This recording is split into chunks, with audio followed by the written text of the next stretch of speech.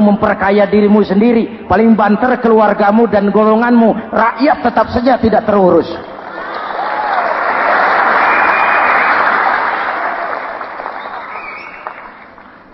Paling-paling kamu kalau sudah jadi pejabat tinggi, kerjamu cuma membuka, meresmikan, berkunjung.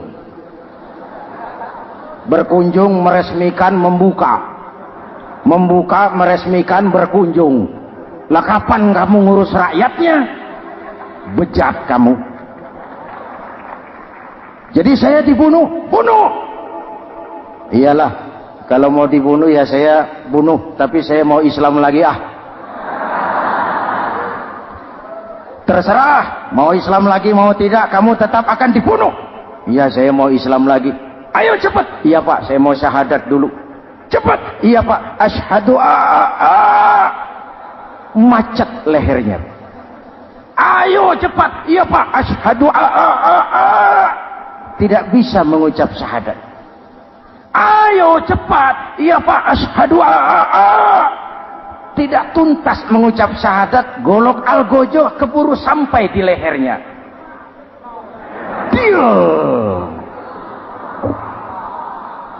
Darah mancur, pisah kepala dengan badan, menggeluntung ke bawah. Ngaji lagi. Dia bekas santri, masih bisa ngaji. Cuma ayat yang dibaca lain sama dua temannya tadi. Ayat yang dibaca, afaman haqqa alaihi kalimatul azab, afaman haqqa alaihi kalimatul azab, afa anta tunkizu man finnar. Ini ayat yang dibaca. Orang yang memang sudah dapat vonis akan mendapat azab, bisakah kamu menyelamatkan dia dari neraka?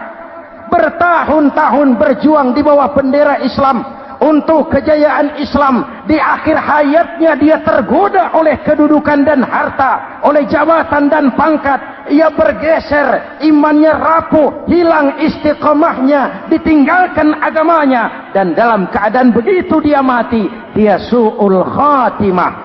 Na'udzu. Hadirin, apa guna saya ungkapkan ini? Mari kita belajar. Perlu stabilitas temperatur batin. Saya sering katakan, berapa banyak orang waktu di bawah teriak-teriak berantas korupsi, ganyang korupsi, sikat korupsi, cuma karena belum dapat kesempatan. Begitu dapat kesempatan, korupsinya lebih gila dari yang dia teriaki. Betul? Waktu di bawah rajin baca ayat kursi, dapat kursi, lupa sama ayat. Betul? Betul?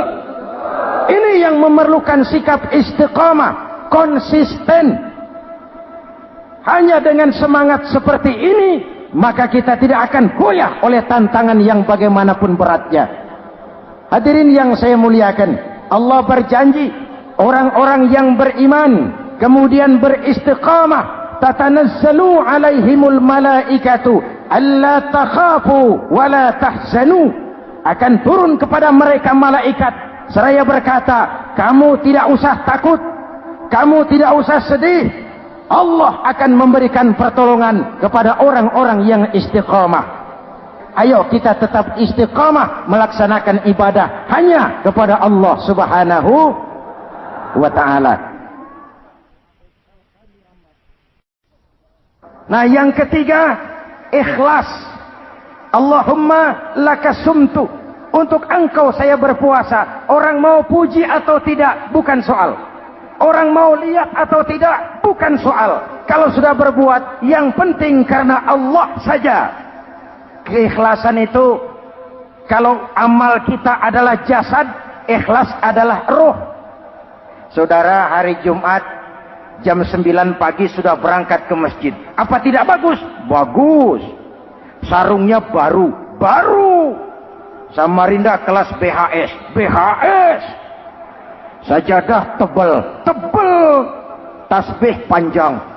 Jam 9 sudah berangkat. Iya. Padahal sholat jam 12. Betul. Apa pahalanya besar? Nanti dulu.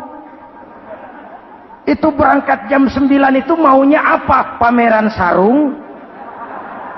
Atau di dekat masjid ada janda? Atau apa? Disinilah peran keikhlasan. Keikhlasan itu bukan kata. Malah kalau kita, oh saya ikhlas loh, biasanya tidak ikhlas kalau sudah ngomong begitu. Ikhlas itu amalan batin. Puasa ini menyelamatkan kita dari penyakit riya. Saya ingatkan Al-Ghazali bilang penyakit dua macam. Penyakit zahir dan batin. Bedanya apa? Pertama, penyakit zahir yang punya lebih tahu dari orang lain. Tapi penyakit batin orang lain lebih tahu dari yang punya. Kalau kita punya kanker darah tinggi, kita tahu, orang lain tidak. Tapi kalau kita sombong, hasut, dengki, orang lain kadang-kadang lebih tahu dari kita yang punya. Betul? Yang kedua yang dahsyat, sehebat-hebatnya penyakit zahir cuma merusak dunia. Penyakit batin merusak dunia, menghancurkan akhirat. Ginjal mati, darah tinggi mati, tumor mati, kanker mati, leukemia mati, tapi tidak berakibat akhirat. Tidak ada penduduk neraka ditanya, kenapa kamu masuk neraka? Tumor, Pak? Tidak ada. Tidak ada. Sehebat-hebatnya penyakit zahir cuma merusak dunia, tapi penyakit batin merusak dunia, menghancurkan akhirat. Sombong, penyakit batin, di dunia dijauhi orang, di akhirat neraka tempatnya. Kikir, penyakit batin, di dunia dijauhi orang, di akhirat neraka tempatnya. Betul? Maka Al-Ghazali heran, kalau diserang penyakit zahir kita panik, cepat-cepat cari dokter. Tapi kalau diserang penyakit batin kita tenang-tenang saja.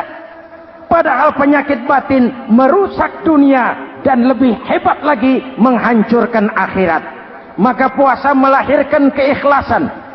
Agar di dalam melaksanakan ibadah cuma kita dan Allah saja. Inilah jiwa dan semangat yang sekarang ini pun sudah mulai menjadi langka. Semuanya karena akhirnya yang subur mental penjilat. Sumuhun dawuh, pasukan kulonuun, barisan asal bapak seneng, pasukan kumaha juragan wae, organisasi oke bos. Kita miskin dengan orang-orang yang punya prinsip, yang berani berkata ya terhadap yang benar, sanggup berkata tidak terhadap yang tidak benar, apa dan bagaimanapun resikonya. Kita terlalu kaya dengan barisan asal bapak seneng, pasukan oke bos, organisasi kumaha juragan wae, dan kita miskin dengan orang-orang yang punya kepribadian yang tegar dan istiqomah apapun resiko yang dihadapinya. Jadi dengan keluar dari sekolah Ramadan, semangat keikhlasan makin tumbuh dalam hidup dan kehidupan kita. Ibu bapak hadirin hadirat yang berbahagia, itulah makanya puasa disebut ibadah sirriyah, ibadah abstrak, cuma kita dan Allah saja yang tahu. Ini lebih mendorong semangat keikhlasan. Kata Imam Al-Ghazali, "An-nas kulluhum mauta illa al-alimun, wal-alimuna niyamun illa al-amilun, wal-amiluna mughtarruna illa al-mukhlisun." Manusia itu mati kecuali orang yang berilmu. Orang yang berilmu walaupun hidup tidur kecuali yang mengamalkan ilmunya. Dan orang yang mengamalkan ilmunya banyak yang tertipu kecuali yang ikhlas di dalam mengamalkan ilmunya. Manusia mati kecuali yang berilmu. Yang berilmu walaupun hidup tidur kecuali yang mengamalkan ilmunya. Yang mengamalkan ilmunya banyak yang tertipu, menyangka amalnya sudah banyak, sholatnya sudah hebat, zakatnya sudah luar biasa, jihadnya sudah mantap. Banyak yang tertipu kecuali yang ikhlas di dalam mengamalkan ilmunya. Jadi amal tanpa ikhlas, jasad tanpa ruh. Itulah makanya nuansa Ramadan dengan ibadah puasa mengembangkan semangat keikhlasan di antara kita semua. Mari kita baca doa sama-sama munajat, mohon pertolongan Allah agar kita diselamatkan dari penyakit riya dan ditumbuhkan semangat keikhlasan. Ala hadhihi niyyah wa ila hadratin nabi. Al-Fatihah. Bismillahirrahmanirrahim. Alhamdulillahi rabbil alamin. Ar-Rahmanir Rahim. Maliki yaumiddin. Iyyaka na'budu wa iyyaka nasta'in. Ihdinas siratal mustaqim. Siratal ladzina an'amta 'alaihim ghairil maghdubi 'alaihim waladdallin. Amin. Bismillahirrahmanirrahim. Amin. Alhamdulillahi rabbil alamin.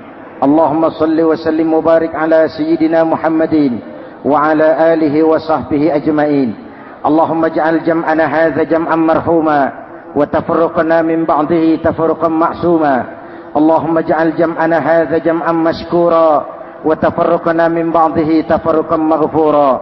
Allahumma ja'alna minas su'ada'il maqbulin wa la taj'alna minal ashqiya'il mardudin. Rabbana taqabbal minna salatana wa siyamana وقيامنا وتخشعنا وتعبدنا وتضرعنا وتمم تقصيرنا برحمتك يا أرحم الراحمين. اللهم أصلح من في صلاحه صلاح المسلمين. اللهم أهلك من في هلاكه صلاح المسلمين. Ya Allah, dengan sepenuh perasaan dan pengharapan, dengan segala keremahan dan kerendahan, kami bermohon kepadamu, berikan kami kekuatan zahir dan batin. Berikan kami kesabaran dan ketabahan, sikap istiqamah dalam mengarungi hidup yang penuh ujian ini. Karuniakan kepada kami pemimpin-pemimpin yang takut kepadamu dan sayang kepada kami. Rabbana hab lana min azwajina dhurriyyatina qurrata a'yun waj'alna lil muttaqina imama. Afdalu ma qultuhu ana wan nabiyyuna min qabli.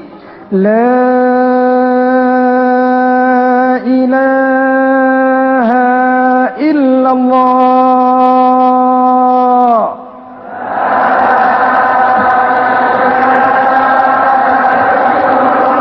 La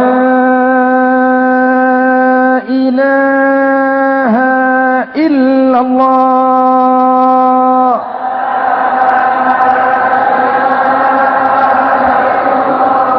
Muhammadur Rasulullah.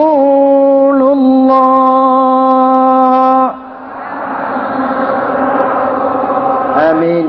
Kalimatu haqqin 'alaiha nahya wa 'alaiha namut wa 'alaiha wa biha nub'atsu insyaallah minal aminin birahmatika ya arhamar rahimin.